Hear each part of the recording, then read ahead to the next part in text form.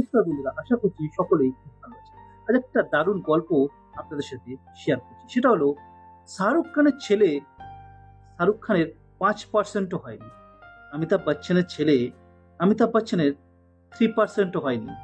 গাভাস্কারের ছেলে গাভাস্কারের মতন 1%ও হয়নি।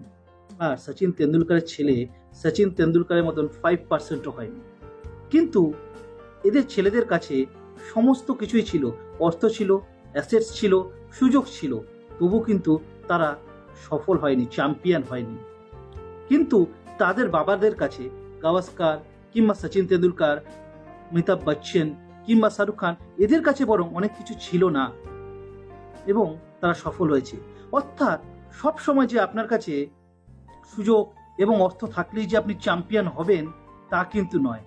আপনার ভেতরে ডিজায়ার, অর্থাৎ burning desire, not desire, burning desire কতটা আছে সেইটাই কিন্তু আপনাকে সেই হাইটে পৌঁছে দেবে। অনেক সময় অভাব এবং তাড়না আপনাকে চ্যাম্পিয়ন হতে সাহায্য করে, যেটা শাহরুখ খান কিংবা গাভাস্কার কিংবা সচিন তেন্ডুলকার কিংবা অমিতাভ বচ্চনের মধ্যে ছিল বলে আজকে তারা সফল হয়েছে।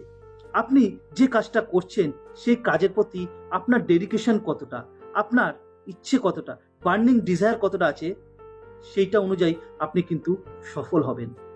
ধন্যবাদ।